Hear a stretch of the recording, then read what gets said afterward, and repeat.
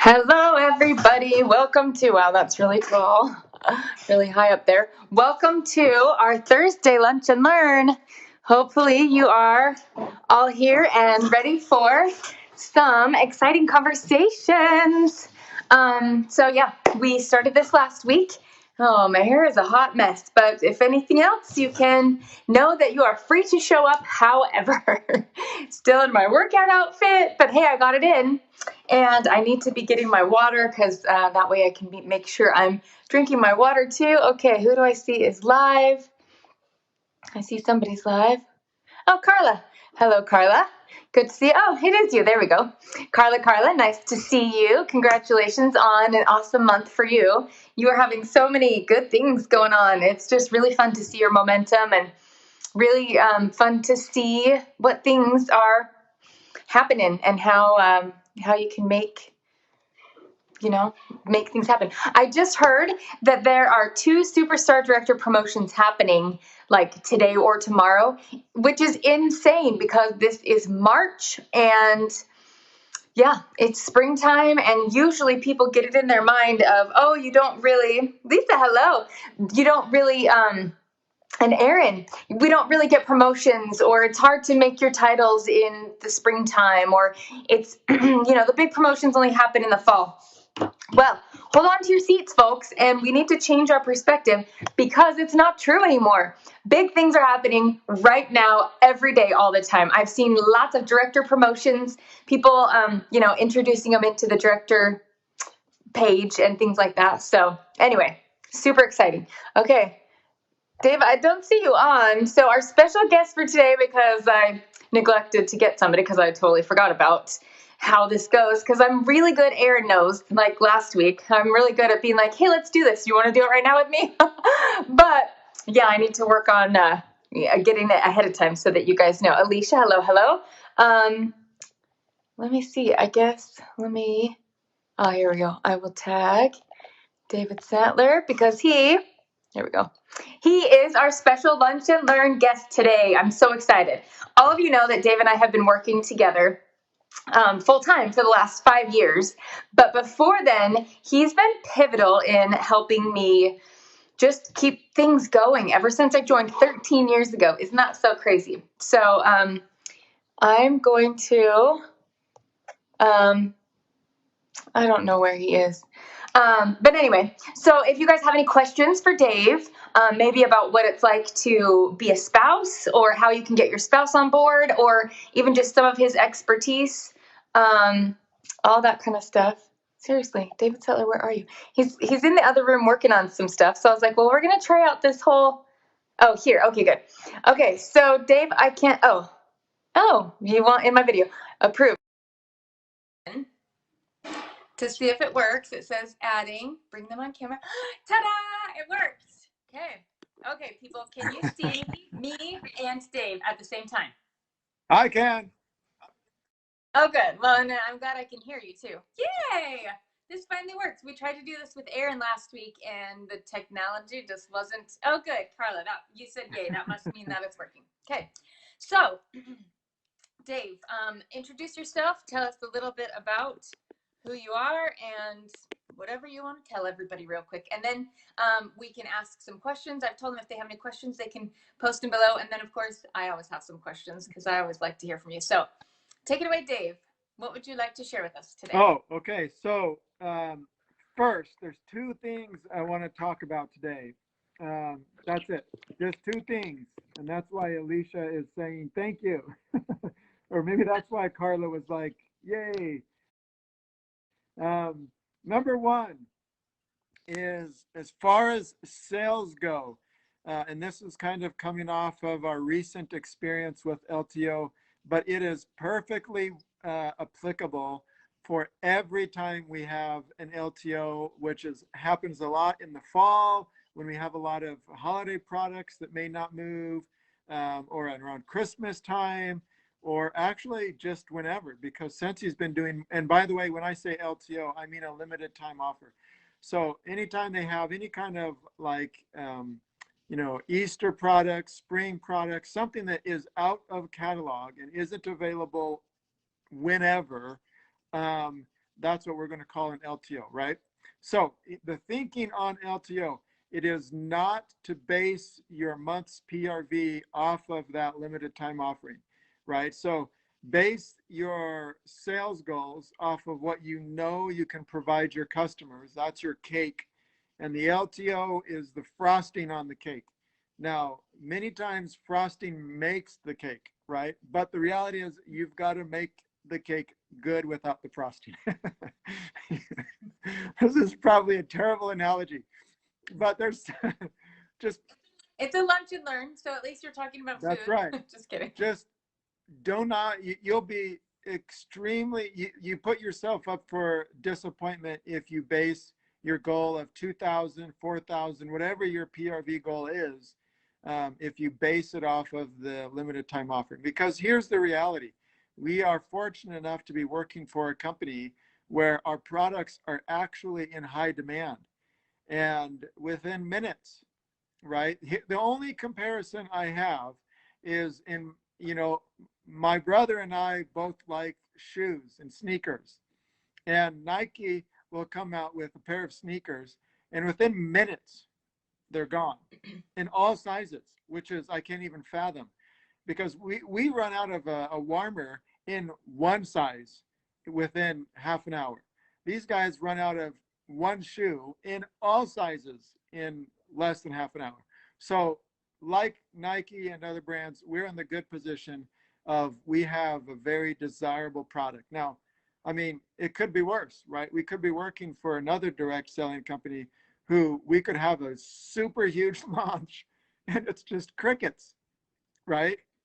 So, number one, big takeaway, don't base your PRV goals off of limited time offerings. Just make your goals around what you know you can what you can get, what you know you have in the catalog. And if you get any limited time offerings, great. It's the icing on the cake, as we say, or the frosting, whatever it is. Anything to add to that, Beck? No, I think it's a great thing. Oh, we were talking this morning, you and I, about how to get that PRV. So if you have a goal of 500, or even if you're just trying to be active, or if you have a goal of 2,000 PRV,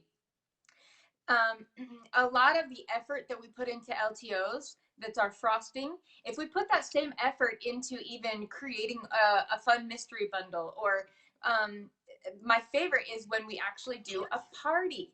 And the reason why I think parties are so good and the bread and butter of our business is because a lot of times we just think, oh, well, if I post this on my page and I do a good job in social media, the orders will pour in. And that can be, but like you said, that's kind of more of that frosting as well. If you're wanting, it's like my daughter just came in and asked if she could have a fruit snack. And I said, well, have you had any sandwich yet?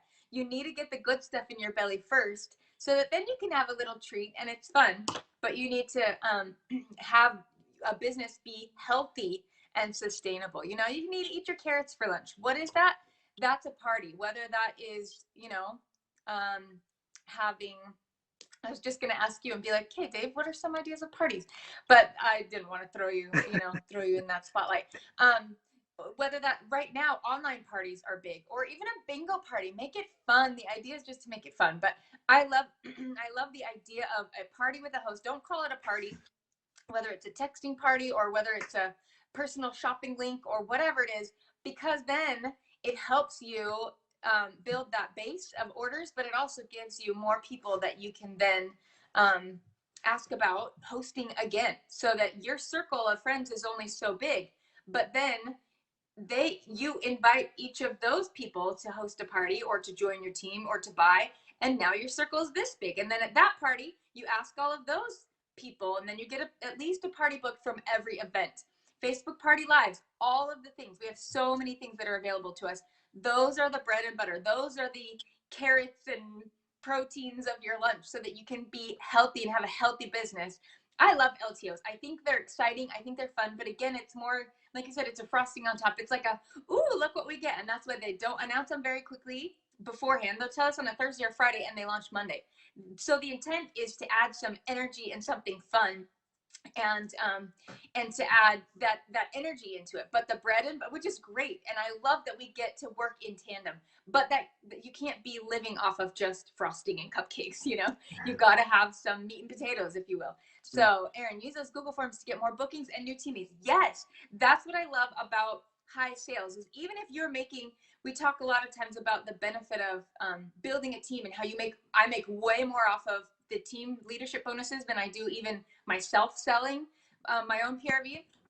But I still need to maintain high PRV, because again, that puts me into circles to be in contact with other people, to have more hosts, which hopefully in turn will lead me to more consultants. And that's how the whole thing keeps going. That's how you have a healthy business, because the idea is to have a sustainable business, so that if you take your foot off the gas or a little bit, or it's spring break this week like it is for my kids, I already have things going and parties booked and things booked through Visly and things like that, to where it's kind of, I just have to keep it going. But I'm not like, okay, I don't have any sales, I don't have anything booked, I'll just go post something and hope somebody buys. Or, oh, there's an LTO, I'll go get a bunch of stuff. Use that same energy to share all the exciting things that we always have in our catalog, or make up some kind of special little promotion or idea or bundle to help keep that energy going anyway. So, okay. Perfect. Okay, so in summary, go into the month knowing that 85% or more of your sales are going to come from things that we would call internally within, as consultants, we would call parties, right? Or fairs and shows, whatever, but not LTOs, right? Okay, so there's that. Now, next. So the second thing we're going to talk about is ask yourself, do I know where I should be spending my time, right? If you think I've got 20 hours in a week, or 10, or whatever that number is, to spend on my Scentsy business, what is the most effective thing I can do with my time? What's the best way to use my time at the rank that I'm at right now? Because it differs depending on your rank. Now, the reality is I'm working under a couple assumptions here, right? One assumption is that where you want to spend your time is that place where it's going to grow your business the best, right? Now, the other assumption is that you want to spend, now this is going to come out wrong, you want to spend as little time as possible on Scentsy. That is not wrong. That is so the goal. I love it. And I love that you said that. That is the goal. That doesn't mean you can't ever work, you don't have to ever work it. But yeah, I love that the goal really isn't to make this full time and 60 hours a week. The goal is to make it so that you are making good money, full-time money, on less than part-time time. Yeah. So I love that point. Well, and Thank it's you. not to say that Scentsy is a burden, but we all have things that we like to do, whether it's be with spouses or children or family, or motorbiking or painting or running or whatever that might be. There are other things. Now, again, like I said, I know Becky, she loves to work with her Scentsy people and on her Scentsy business. But but there's only so many hours in a day, and we all have other things. And so that's the two assumptions, right? That's great, Aaron. That's cool that Visly's helped you.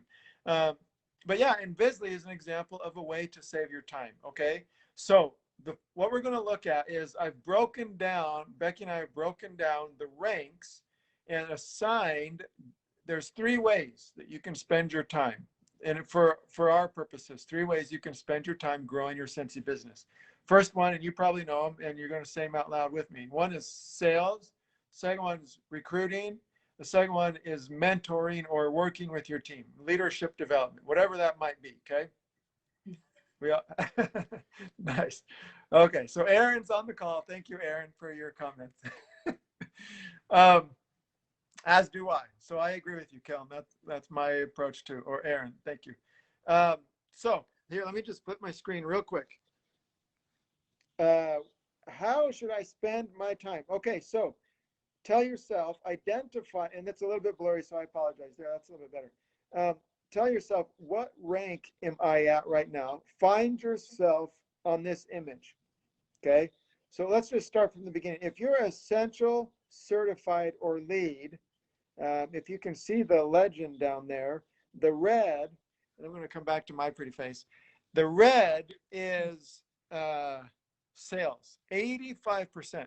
So 85% of your effort right now should be focused on sales, right? And the other 15% should be recruiting.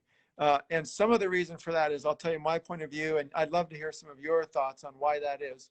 And then Becky, I want to hear what you have to say too. But the reason is, number one, this is one of my favorite. How awesome is it if you can say when you go to recruiting that you paid off your business expenses in the very first month, right? So number one, in your very first month, do what you can to pay off your business expenses. Number two, you're going to meet people that will join your business as you do your sales, right? And so the other thing, here's the other assumption that this is operating under is that you like to make money, right? And if you like to make money at the very beginning, the best way to make money with as little time is to sell product, right? And to Becky's point, the best way to do that is to have parties, right? Because you're not buying product and then trying to sell it. You have a party, people place orders, so you're buying what people want. You don't have an inventory problem. You're buying what people want, and it's coming in your door and out the next day. So number one, 85% of your time is sales. Sell product, make money. While you're selling your product, find people that will join your business and do the same thing you're doing, which is selling product and finding people to join and making money for as little time as possible. So if that's where you're at, essential, certified, or lead, that's where you want to spend your time. Okay, so let's go back to the chart. 85% of your time is in that red, selling. 15% is recruiting. Okay, now we're going to step over to the next one, star and superstar. But before I do, I want you to look at those numbers, but also I want to hear, Becky, do you have any thoughts on why you would want to focus so much time in those first three ranks at sales, as well as anybody else that's watching? Why do you think we tell you to focus so much time on sales? Beck, go ahead.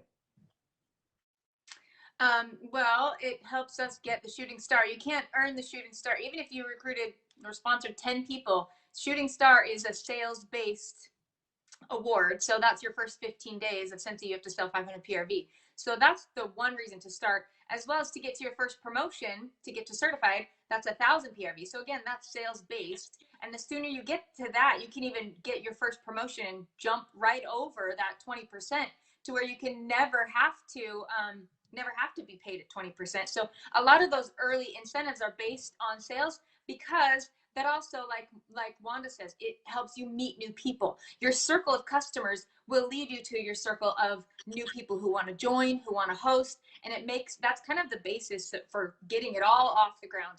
Building a customer base that is recurring and dedicated. Yes, exactly. So if you have a customer base because you're selling a lot, and you get them hooked on laundry, and then they join your club because every single month they want their new laundry, or they love their wax, so then they're like, yeah, I want to host a party just because I want to show all my friends how great this is. Or, oh sure, I'll text all my friends for my personal shopping link because I love this brand new warmer and they need to see it all too. And then that's how the whole thing, like I said, it's kind of like the liftoff for an airplane. You've got to build that base of customers and evangelists, as you say, to use a marketing term, who will go out and evangelize for you. They'll give you referrals. They'll tag you in their posts of their new warmer and just talk about it. And then again, you're helping to kind of spread that out to where, again, the idea is to find your team, but you don't know where they are. So the more you get people helping you find your team by even just spreading the excitement of the products, that's how more people can be attracted to you and your leadership, even if it's an indirect, referral of a referral, because you're getting out there in those people. And if you're selling 2,000 PRV a month, that's 2,000 PRV of touch points of different people who can either have the warmer in their house and a friend comes over and she's like, oh, it smells so good. What is this? And then she's then, again, evangelizing for you to help them decide that they either want to buy or host or join. And that's, so like I said, it's just a really good basis. Plus the third thing that you're talking about, the third color on the graph that you didn't put until, so essential, lead, and certified doesn't have that light turquoise color, that aqua color or whatever, because that portion is leading your team. So you don't really have a team yet, so you don't need to spend a lot of time on it. And I love that you put the 85 for sales and then only 15 for recruiting, because those, like we were just talking about, they're all very interwoven. So it adds up to 100% of the time you should be sales and recruiting because you don't really have a team yet. But all of your sales efforts, you should be at least thinking every single customer, you know, I want to offer them the opportunity to join. Every single host, oh, have I offered them the opportunity to flip this party? Every single just referral, hey, do you know anybody who'd want to join? So they're all very interwoven. It's not like, now I'm going to do sales, now I'm going to do recruiting. But it is good to have a list of basically just to keep it top of mind. Otherwise, you're like, well, I'm just going to sell and they're just going, my team's going to start coming to me. That might happen, but it's a lot more likely to happen if you at least focus part of your efforts intentionally on building your team and finding them. And like Aaron said, make them hungry for it. So they want to join you because they love the products. You're a fun person. You make it look fun and easy. You don't want to make it look like it's overwhelming and you're working all the time, or, you know, you have thousands of dollars in stock or whatever. You know, you want to make it look fun, easy, and something that they would want to do, even if it's just for a hobby. So Yeah, anyway. totally. Yeah, no, that's perfectly good point. And yeah, and so, same thing with Aaron and Wanda. Thanks for sharing. Good, all excellent points. That's totally true. Um, so, for the sake of time, oh, there's my feet. Moving on to the next point. Uh, so, star and superstar. So here we only have two ranks. We felt like instead of the first where there's three, we've got two here. You'll see we've got two in the next one as well, and then just superstar director by itself. So if you look at star and superstar, you'll see, as Becky said, mentoring comes in, right? Because now you have a team, 10% there, and then recruiting 30%, and I believe that's 60% on sales. And the big thing there, here's the reality, right? The reality is that at the end of the day, you can never sell yourself enough. You can never sell enough to get to SSD. That's just the reality. Not only can you not sell your way to SSD, you can't, if you're interested in making money more so than just the title, you will never make the money selling tons of product than you can if you have a team. That's just the reality. You can't physically sell enough. You can't meet the requirement to spend as little time as possible and do so effectively and make as much money as possible selling product. It never work. It won't work, right? Becky and I, in the past, we've used the definition of a business as something where you make money even while you're sleeping, right? And so if your whole business is selling product, then you can never sleep, right? And you're not making money when you're sleeping. And so once you become that star and superstar, you want to start mentoring. And you notice we only have 10%. For as much as we're talking about leading a team and growing a team, we're only saying 10% because you just don't have that many people yet. And so you got to keep selling and you got to keep recruiting, because that is your engine for building either a customer base or a team, right? It's either a customer or a team. Okay, so there's that. I'm going to move on to the next one, and then we'll chime in and see if anybody else has any thoughts, comments on what we're talking about here, as well as okay. So we'll look at director and star director. 25% on mentoring, 35% on recruiting, and 40% on sales. Now, what I hope you're noticing, I'm going to use my finger and point because I can do that. What I hope you're noticing there is that we still have significant time. This is the first time, once you're a director, that's the first, wow, my finger's huge. That's the very first time that sales goes below 50%, right? So once you're a director, it barely goes below, it's only 40%. So the point being that sales is how you grow your business, right? That's how, like Becky said, you're out recruiting because you're out selling, right? You're either adding people to your sales, your customers, or as a consultant on your team. Okay, and so that's where you want to spend your there, and we're back, so I think the big takeaways, and eventually once you get to SSD, it becomes a little more evenly split, right? Because your money actually is coming from those different places. And even as an SSD, you'll find it's 30% selling. So it's not like SSDs just stop selling, check out, and they never have to sell another product, right? Because that is, again, it's still the engine. Having conversations about recruiting and the product is still the engine for how you're going to grow your team. Because people come into the business, like as they say, a third of them are coming in, a third of them are working it, and the other third are on their way out, right? So you're always replacing and filling in and finding even more people that would love to grow their Scentsy business. So I want to hear some of your thoughts on that, though. What do you think, Beck, as well as everybody else?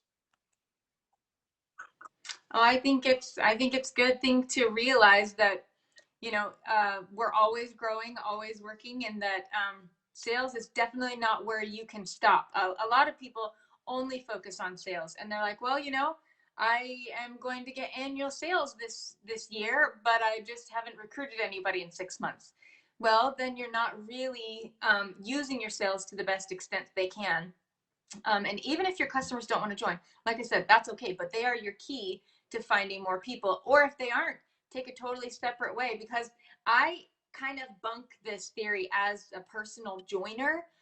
I wasn't a customer. I would never be a host, but I definitely was a prime opportunity for me to join because I just wanted to. So that's why we did split it up, and we didn't just say sales and recruiting are completely combined, because a lot of times you'll find your next team member from your customers or from a referral from your customers or something like that, but not always. And don't forget the Beckys of the world out there who I only wanted a business opportunity. I never would have joined for the product. I never would have bought any product. So anyway, that's why I like how you kind of keep that whole thing rolling. To look at, I'm surprised that the sales percentage stays so big for so long, but when thinking about it, talking about it, it completely makes sense, especially when it's so closely tied into prospecting. Exactly, Erin. And I think that's the thing to remember, is that sales and presenting our product is the big engine for the vehicle for the opportunity. Even if you're going on live and you're showing about how much you love, one of my new favorite products right now is the Scentsy Fresh, because I love having a nice fresh smelling bedroom and a fresh smelling bed, and I love freshly washed sheets. It's my favorite thing in the world. And I only wash our sheets once a week, so I can't get that every day. So it's always just, the first day that you wash them, and I'm like, oh, these smell so good. Well, now with Scentsy Fresh, I literally can spray my bed every day, and every day it smells like I wash my sheets. It's so fun. So even if I go on live and I tell my family, my team, my friends, my whatever, however I'm telling this, whether it's in my VIP group or I go on live and I'm sharing that product, yes, that's technically in the sales bucket, but it might make somebody just get the overall feeling of, this is a fun product. This is an opportunity that brings something that's fun, instead of just, here's my catalog, do you want to buy? Like, it gives the life feeling of, oh, these are great products, and maybe I could share it just like she's sharing it, and then she's selling it. So yeah, I think it's really important to realize that we are a sales-based company and a relationships-based company, and a lot of times all of those things are all intertwined. And then that way you're not doing cold calls of saying, hey girl, hey, haven't talked to you in 5 years, but you want to join my team?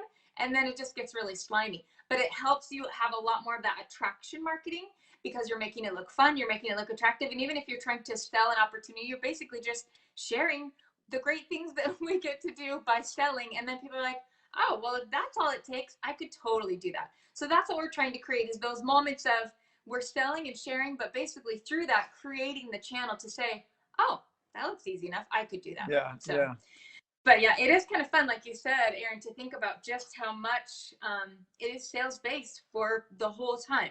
Because even, like I said, even as SSD, there are still, I need to keep selling, to keep finding more customers. And if nothing else, I'm looking for my team members through those customers, whether it's my customers themselves, or a lot of times I get really good referrals of somebody to join from my customers, Yeah. because they love it. And if I provide good customer service and I'm keeping them up so that they're still buying, then that's an engine to just keep the whole thing running. So Yeah. Well, anyway. and the point there, the other thing to take away from that, and I'm glad that you shared that thought, Erin, as well as Becky, is that by the time that you're, director and above, there should be, you'll have a decent amount of customers that are used to hearing from you, right? And so you should be getting a significant amount of your sales, at least 500 every month, or roughly 500, coming from people that you know, right? I think we did the math once. All you need is 72 people to buy $50 a year, and you'll hit $500 a month, something like that. And so if you've got those people, you might be spending that much time getting customers, but if there may be enough customer base that you're find that you're actually getting in excess of the 200 or the 500 that you used to be aiming for at the lower levels. So as we said with the first three ranks, you're just fighting to get whatever you can, right?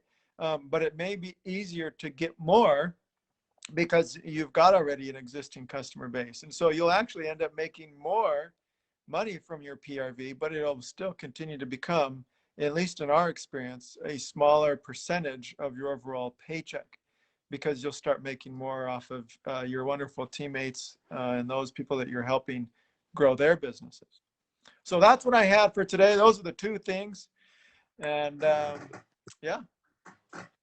Okay, so to recap, your two things were? Number one, limited time offerings are icing on the cake. Make your sales goals around what is in catalog and what you know you can get, and make limited time offerings just icing.